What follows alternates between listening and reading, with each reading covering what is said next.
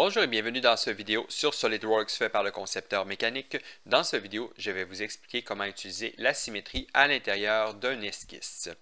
Lorsque vous avez un percement ou n'importe quelle fonction, comme ici, vous pourriez utiliser la fonction symétrie, ou miroir, là, qui est directement ici.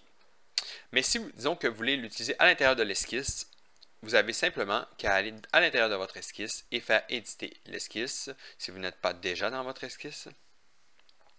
Et il faut qu'à partir de votre plan, où est-ce que vous voulez que la symétrie se trouve, que vous ajoutez une ligne de construction. Donc, dans mon cas, je vais la mettre à l'origine ici à la verticale. Et je vais faire la même chose ici à l'horizontale, mais c'est parce que moi je vais faire deux symétries, là. Donc, ce que vous pourriez faire, vous pourriez utiliser directement l'option. Il y a deux façons de le faire. Vous pourriez tout simplement utiliser un autre cercle ici, qui n'est pas contraint du tout, et le sélectionner. Ensuite, vous tenez le bouton CTRL, vous sélectionnez l'autre et votre ligne de symétrie.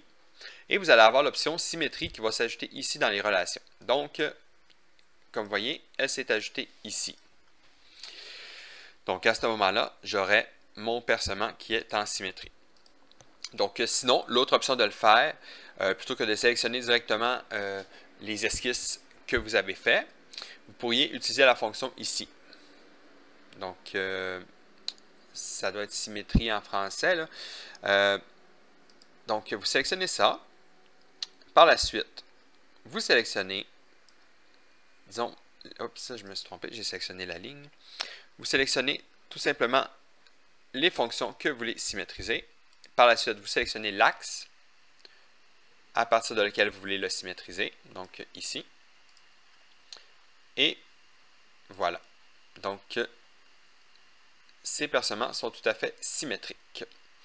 Donc, voilà les deux fonctions d'utiliser la fonction symétrie. Les deux façons plutôt d'utiliser la fonction symétrie à l'intérieur d'un esquisse. Donc, c'est une des fonctions qui peut être très pratique.